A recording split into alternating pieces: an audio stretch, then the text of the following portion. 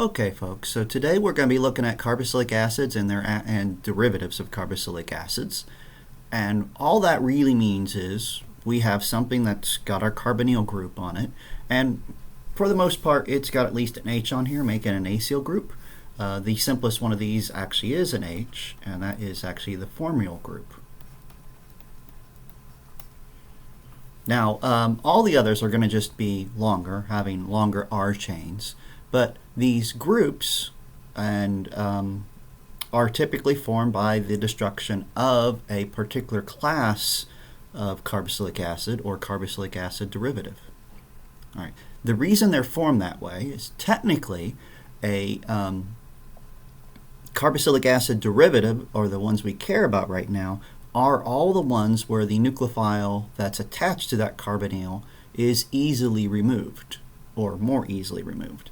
All right, so if we look at all the classes of carboxylic acid derivatives we've used so far, that one's not there, but amides and aldehydes and ketones are, what we saw was off the carbonyl was one side, a carbon or hydrogen. On the other side was various different things. So an OH or an OR or a N or another R group or a hydrogen.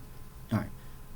These up on the top are ones that would actually come off relatively easily, and they're nucleophilic when they do so.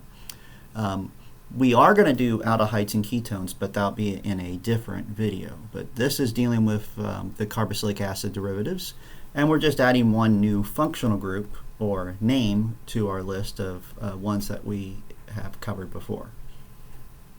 All right, now the reason these come off easily is technically because they make what we call in organic chemistry good leaving groups. So the chlorine comes off because Cl- is very, very stable, so is OR- or OH.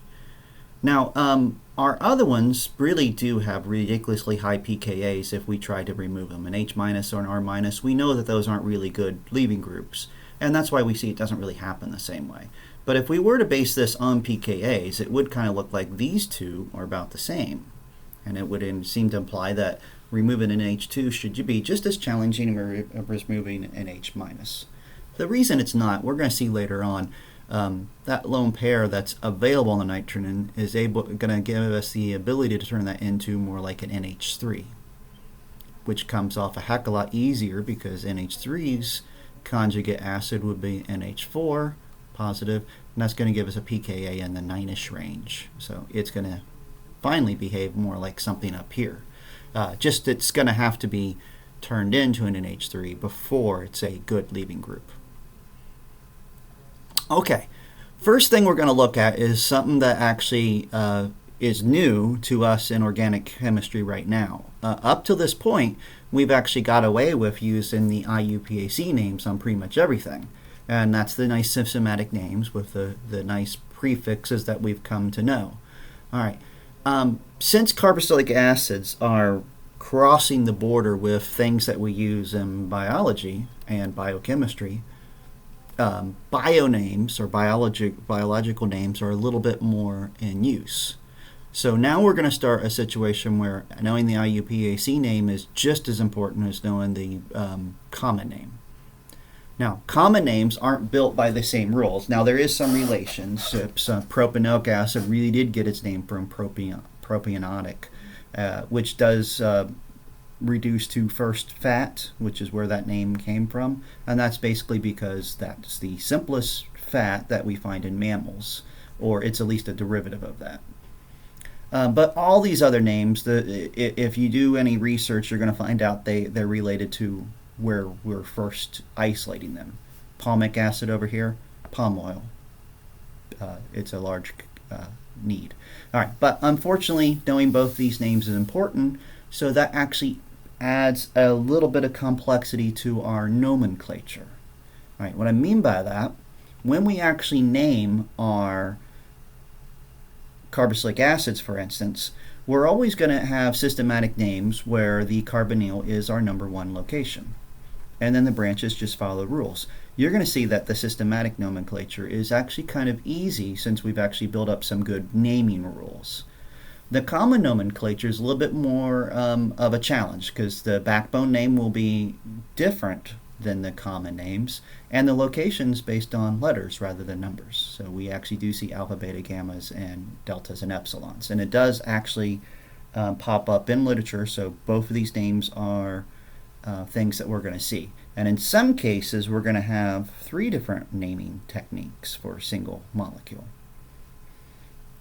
All right, so let's start with some simple ones where the carboxylic acid is a nice straight chain. All right, this is the only one that's complex, and for some reason I'm missing an O on that. All right, but I have a single carbon. The simplest name is meth, and that stays the same, but we're dropping the E and changing it to an oic acid. And this one, having 2 carbons, is ethanoic acid. 3 carbons would be propanoic acid. 4 carbons, butanoic acid. And 1, 2, 3, 4, 5, pentanoic acid. And hexanoic acid. All right, now this one I have a double bond in there, and we're going to have to say where it is. 1, 2, 3.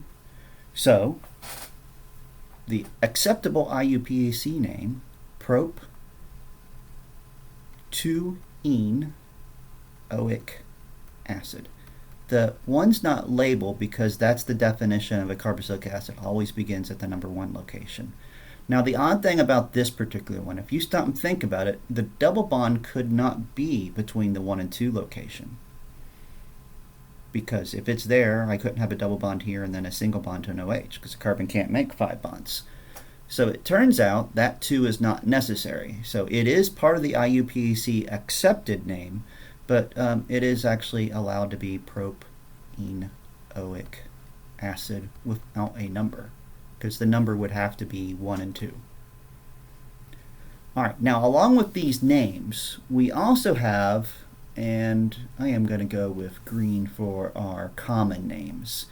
And now keep in mind, these common names are kind of important to know, because these being carboxylic acids, the biochemistry names are just as important as the IUPAC names. So a single carbon with an OH is actually formic acid. So that formic prefix or form prefix and the methane prefix mean the same thing. Acetic acid is also the same as acetic acid. I think I just said those both the same. Ethanoic acid is the same as acetic acid. Now, this one, we just kind of change how we spell that first word. It's prop still, but it's propionic acid. Butanoic acid becomes, butyric acid. Pentanoic acid is actually valeric acid. Hexanoic is actually caproic acid. And this one, we actually do see it that propanoic acid, so propionic seems like it'd be going with it. Turns out this backbone is kind of a common thing that's found in nature. It's actually acrylic acid. I dropped an L. Acrylic acid. All right, now a word about these common names to help us realize something. As we get deeper into carboxylic acids and later chapters, the long chain ones, so this side over here, gets a lot more important, because that's typically what we find, and a little bit added onto it, it's typically the even numbered ones that are far more common. And biochemistry, we kind of explain why that is. So those get to be a little bit more common later on. But right now, when we're first learning this and keeping things simple, we really do focus on the first 6. So when I quiz you on the test, I'm not going to be using names like enanthic and capric. It is those first 6 I'm expecting us to know.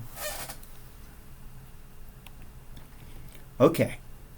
Next common nomenclature that we're going to do is we're going to add some things onto it. So some branches.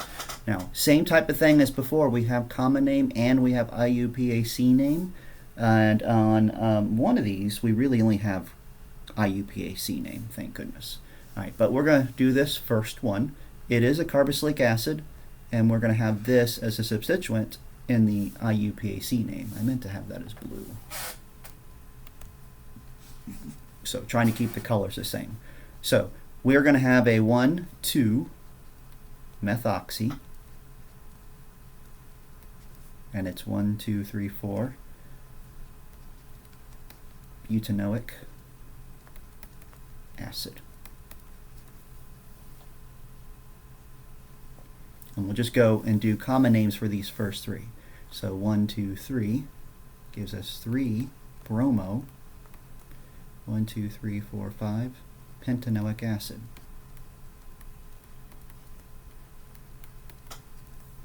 1, 2, 3, 4 chloro hexanoic acid.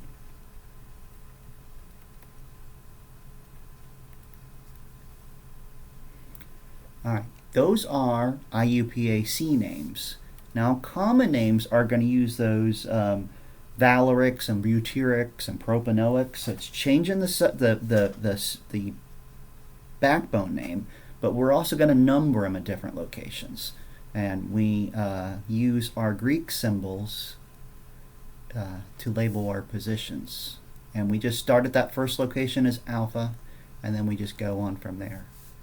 Beta. Alpha, beta, gamma, delta. Alpha, beta, gamma, delta, epsilon. All right, but we're only using the one that actually is important. So this is now an alpha methoxy. Erase that dash. It's normally a space on these, and still no space here. So, but instead of butanoic acid, it is now butyric acid. The rules on common names are weird, so it's sometimes a space there, sometimes a dash, but the methoxybutyric would be one word, and then space and acid. Next one, instead of 3-bromo, it's beta-bromo. Instead of pentanoic acid, it's valeric.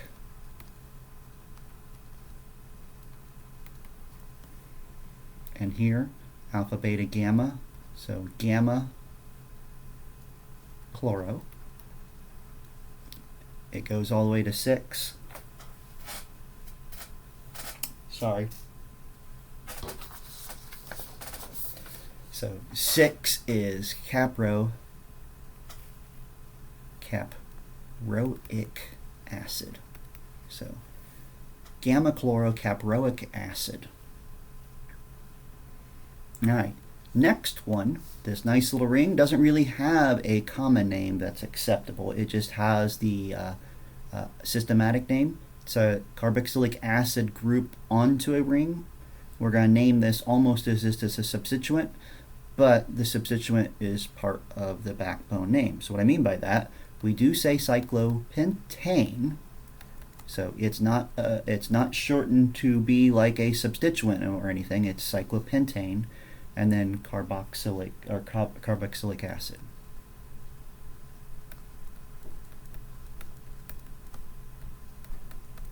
And we can kind of do the same thing here. So since it's now benzene, an acceptable name is benzene carboxylic acid. That makes it look like I got a space. This is all one word.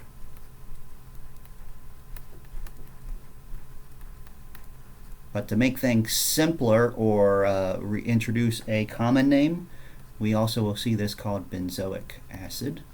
And I left that in blue because even though that seems common name and this seems IUPAC, these are both IUPAC names. Benzoic acid is actually preferred on this one. Now this one has two names. The true IUPAC name is 1, 2 because of the two things, and we're going to say, oh, I'm doing this backwards. Got benzene first. The 1 and 2 is in the name. Got to write a little bit smaller here. This one is long. Benzene 1, 2 dicarboxylic acid. So it has like that carboxylic acid name in there, but since there's two of them, we say where they're both at, and then we put dicarboxylic acid. Now, this particular one does have a common name that's found in nature, and that is phthalic acid. And interesting, where they're at does make this phthalic acid. If I change them so they're a carbon away from each other, so if I were to do this, for instance, that's no longer phthalic acid. This is actually isophthalic acid. And if they're across from each other, so like a 1,4, that also has a common name that is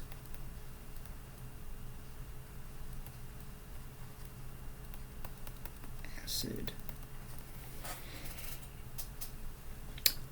All of these get to be a little bit more important names in our aromatics chapter. Right now, you actually would be able to successfully use the IUPAC name and be perfectly fine. But the common name will get more common and in more use in later videos. All right, next thing we're looking at is our acyl chlorides. Now, kind of, if you recognize this, this is where I'm just going to take that OH off and replace it with a halogen. Now, for the most part, what we're going to see on these are just IUPAC names. That has a lot to do with these are not necessarily found in nature this way. Matter of fact, these are actually not stable anywhere around water. You get any acyl chloride or acyl halide, for that matter, around water, they're going to just turn back into carboxylic acids. All right, so we are going to see how to name these. All right, so 2 carbons would be ethan, and instead of oic acid, OYL chloride. And acceptable for this one as well is acetyl chloride. And technically that's the only one that would have what we could consider a common name, but this is in blue. These are both IUPAC names. All right. This one I have a substituent at the 1, 2, 3rd location. So we're just going to say 3-methyl. And this 1, 2, 3, 4, 5 pent and OYL bromide. And there is a space between the name and the halogen that we put on it. Now, when we have the ring on the carboxylic acid, we name the ring and say carboxylic acid. We kind of do the same thing here. This is cyclopentane, one word, no space, carban. Oil. I got an extra letter there. Carbon oil. In this case, chloride. All one are 2 words. Cyclopentane carbon oil space chloride.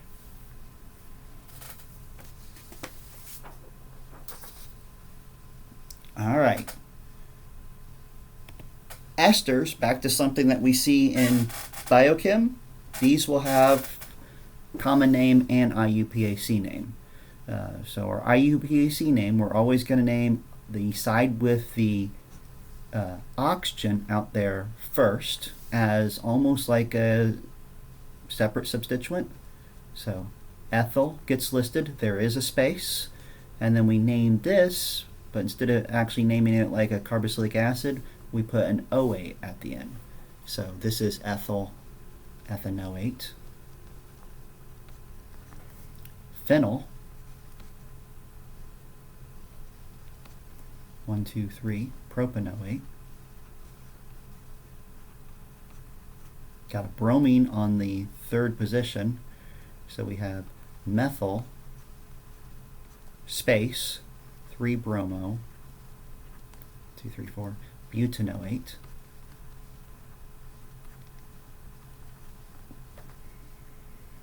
And last one, I am going to give myself more space. I'll put it up here.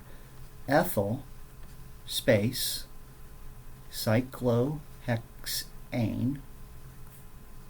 carboxylate.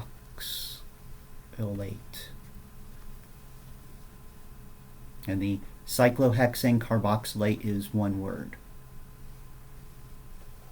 All right. The cyclohexane carboxylate, that's the only acceptable name, but all the other ones, the other three, have an acceptable common name. Now, this one is, the ethyl stays the same, but instead of ethanoate, it's acetate.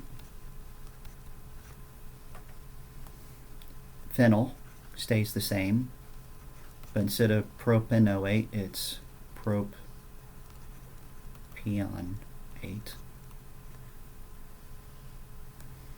And we're going to have to label this with a Greek letter. So it is methyl because of that branch that's off on the end, but then it's going to be beta bromo. And 1, 2, 3, 4, so that doesn't look like a Y. Butyrate, butyrate. And kind of like before, beta is sometimes hyphenated, sometimes not. But it is actually in the middle. Methyl is definitely in the front. Okay, now along with this type of thing that happens with our carboxylates, we can, instead of putting them with an organic compound, we could put them with a metal and make a salt of that carboxylic acid or a salt of that ester. We call, no matter what we do, it's a salt of a carboxylic acid. The O is now attached to a metal. And these get named kind of like any ionic compound. So the metal gets named first. And we name this as that O8 name. So since this is just a single carbon, this could be called sodium formate for a common name, or sodium methanoate for IUPAC. And 2 carbons, so potassium ethanoate, or potassium acetate.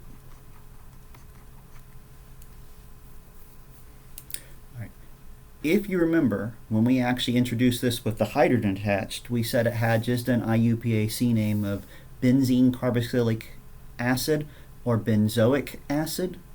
That is about the only name we really see is the benzoate. So this is actually sodium benzoate.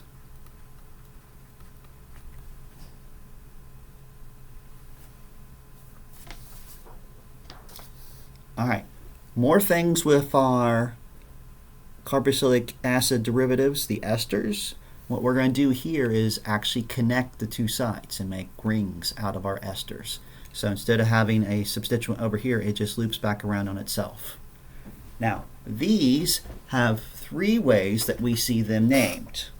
Now, probably by far the easiest way to do it is the straight old school IUPAC name, but this is not necessarily the preferred IUPAC name anymore. And what we're going to do on this is we are going to see that when this is part of this ring, this O becomes a substituent. We're going to say the top is our number 1 position, this is number 2, and our name would actually be 2, ozo,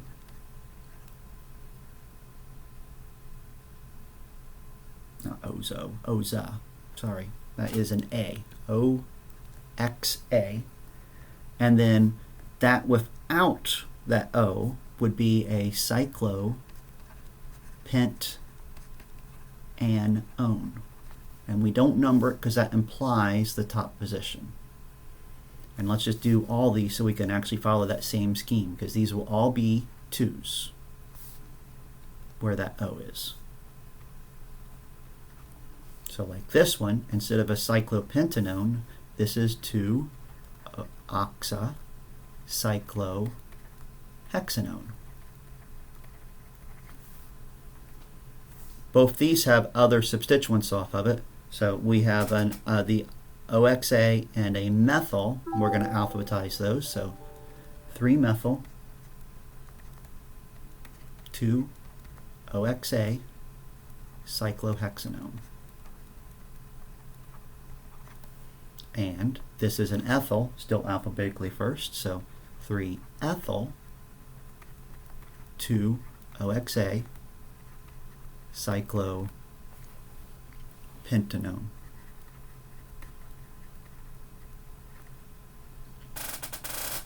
Alright, now that actually probably is the easiest name to come up with because it has nice simple rules. You're just naming the O as a substituent. Unfortunately, it's not the preferred IUPAC name. Turns out the preferred name for this first one is actually, it's still got that OX on the beginning, but it's OXO LAN2-ONE. Now where this name comes from, it turns out a 5-membered ring, and I'm going to put it up here, with an O in it. So a heterocycle, but just as an O instead of a carbon there. That is oxolane. And what we're saying is oxolane with a carbonyl on it, oxolane-2-ONE. That's that IUPAC name. And we're going to see that actually fixes this guy here. So instead of saying this is 3-ethyl-2-oxacyclopentanone, it's actually better, and we're still going to kind of number this, but as a 5-member ring, this is going to be our 1 position.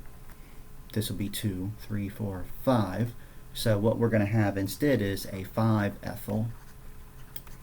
Still that oxolane, but it's oxolane-2-ONE. So it's kind of got that same oxolane-2-ONE name in there, just going to name where our substituent is. We're going to see these two are kind of the same thing, but what we're going to use as the backbone is the 6-membered ring that has an O in it, and its name is oxane. So this, with nothing else on it, becomes oxan-2-ONE. And this one, that's on my 1, this is 2, 3, 4, 5, 6. So it becomes 6-methyl oxan-2-ONE. Alright, so 2 very predictable naming schemes based on these little prefixes. But we also have to look at common names on these. Now, even though these are rings, they do actually pop up in nature, and we actually name them ever so slightly different. But it's going to have the different suffixes based on just the number of carbons. So like this first one, I have 1, 2, 3, 4 carbons, so it is going to be a butero.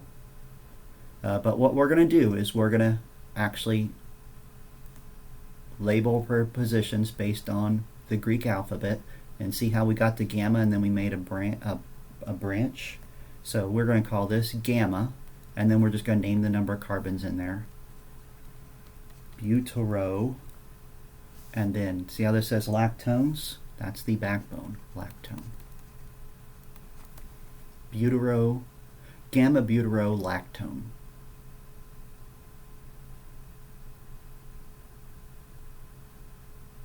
And we kind of do that same thing over here. We're just going to see that it gets one more letter, alpha, beta, gamma, delta. So this becomes delta, but now it's 1, 2, 3, 4, 5 carbons, so that's valero and lactone. Now that's going to help with these little branches because we have alpha, beta, gamma, delta. So we still have delta, but our backbone actually has 1, 2, 3, 4, 5, 6 carbons in it, making this one delta capro lactone. And that's just the difference between these two. This is delta valero lactone, this is delta capro. It just adds one more carbon onto it. And same thing happens here. We go alpha, beta, gamma. So we're going to have gamma for our thing, but this is 1, 2, 3, 4, 5, 6 carbons. So it's capro again, caprolactone. So there is actually a delta caprolactone. There's a gamma caprolactone. And the only thing different is where we're bridging back to the oxygen to make the cyclic ester. Now, you'll see later on, lactones actually play into our organic molecules, or not organic, biochemistry when they break them down. Okay, amides is our next functional group we're looking at. These are also ones that actually pop up with common names and IUPAC. IUPAC, by far easier, because 2 we know means F, so this is ethanamide. We just drop the E and put the amide name. This would do the same thing. We have a chlorine here, so 1, 2, 3, 4 chloro. And it was 1, 2, 3, 4 butanamide.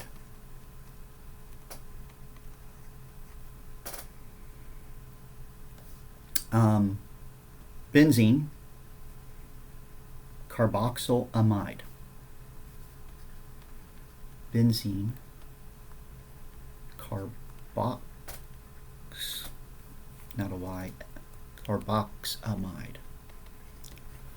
All right, now, benzene carboxamide, common enough, has its own special name just to actually simplify this, and this is just actually properly IUPAC labeled as benzamide. Now, this particular one, this is also its common name. Its common name is IUPAC, but these other two do have common names that pop up, and we kind of could predict this. 2 carbons has always been like the acetyl group, and this is acetamide.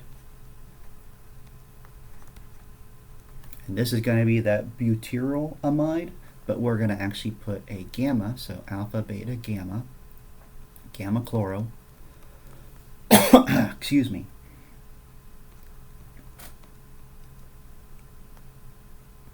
butyrylamide.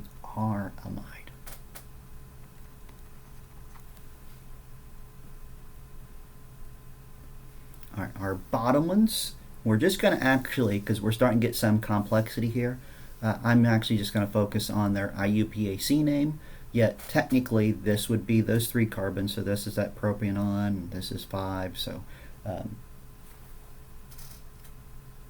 excuse me, with 5 carbons it'd be that valeric, and so forth. But we're going to just do the IUPAC name so we're not running out of space. So I do have a branch that is a cyclohexane off of my nitrogen. So this one, in, to say it's coming off of the nitrogen, cyclohexyl. Now this is different. If this had been an ester, we would leave a space, but on the amides there's no space. So cyclohexyl, 3 carbons, propanamide.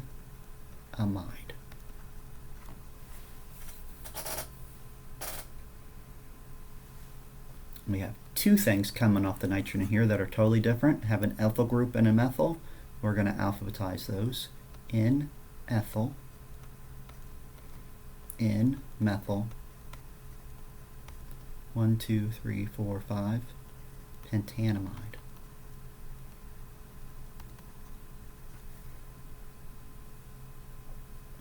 Have 2 ethyls here.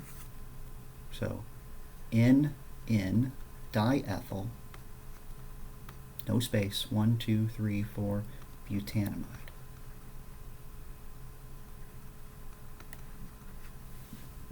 Typical rules still follow, just alphabetized by a substituent, but if I'd actually put a, well, I wouldn't have put it there. If I put an ethyl group here, we would actually say NN2 triethyl. So you just group your other substituents along with those. Just use the N's to label it's coming off of the nitrogen. All right. Along with this type of amide, We also have cyclic ones pop up. And just like we saw before, we have different names for here. We have two different ways to do IUPAC and one for common names. Common names are going to be quite similar to what we just saw with the cyclic lactones. Cyclic amides are lactams. Alright, so let's do the common name first, since we're kind of on that same thing. So alpha, beta, gamma, and delta. Delta is where it's connected. So this one would actually be called delta, and it's 1, 2, 3, 4, 5, valero, lactam. And I guess I don't need that dash there. Alpha, beta, gamma. So gamma, 1, 2, 3, 4, butyro-lactam. Alpha, beta, 1, 2, 3, beta, propion. Drop the N. Propiolactam.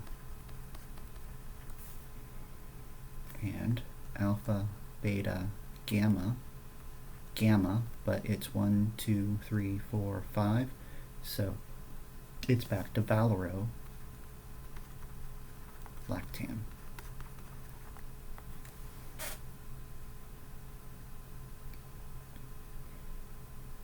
Alright, the easy IUPAC name, remember before with the esters, the O got called an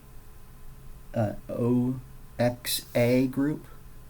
Well, on our nitrogens, it's actually an AZA group. So this thing we're going to call 2-AZA cyclohexanone. This one over here, it's still 2-AZA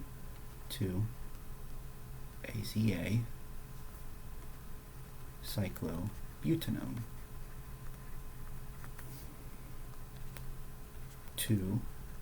2-AZA cyclopentanone. And two substituents, 3-methyl, alphabetize, 2-aza, 3-methyl cyclopentanone.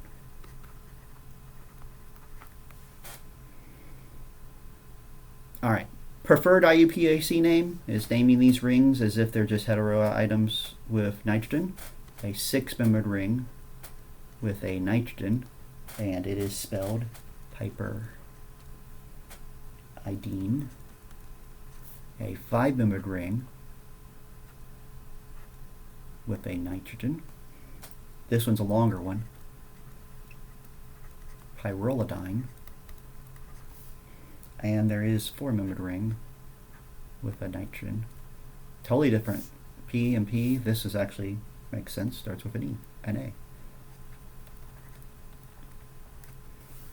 Alright, now remember when I name it as if the ring is containing the heteroatom, I actually start numbering it with that, the number 1 location. So my other common name, I have a different number 1. The carbonyl will always be your number 2. Which in this case means 1, 2, 3, 4, 5 for that. So this one, as my piperidine, is actually a piperidine 2-one. This is going to have that azotide, so it's a azotidine 2-one. 5-membered ring is our pyrrole. There's 2 R's.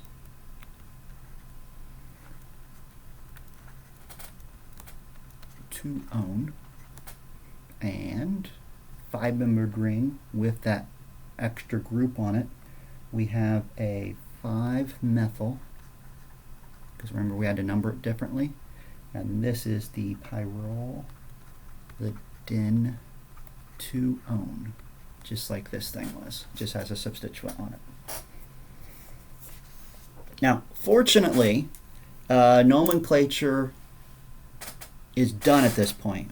We actually have introduced a lot of it. You do need to practice these. Common names and IUPAC names will be referenced. Any short answer test questions, you're allowed to choose either one method, but I will have some questions that ask you to give me a common name and IUPAC name. So there are going to be times when you're asked to give both types of names for everything that we've covered. And the next thing we're going to look at is the carbonic acid derivatives. Now, carbonic acid really is just where both sides are essentially the same exact thing, and they're pretty much not carbons. So carbonic acid is where this actually comes from. Carbonic acid, or carbonated water, is just this wonderful complex, and it actually dissociates pretty quickly. This is what's going on with a soda when you open it. The carbonic acid slowly turns back into carbon dioxide and water, and the CO2 comes out, and that would eventually escape, which is why a soda tastes a heck of a lot different after it's been left open for a while, because you lose all that carbon dioxide. The carbonic acid, which gave a flavor, is now gone. But we have plenty of alternatives where we have different things on that, and that's what they're showing here. Now, IUPAC rules don't necessarily fully apply here, so these are actually names we just end up memorizing. And we have seen this before. It's been a solvent that we've used or a reagent, but for the most part, these are just flat out some examples of things that are actually carboxylic acid derivatives. All right, I'm going to pause this video now because we just I'm going to do this as two different parts. That actually concludes our introduction to the compound and nomenclature.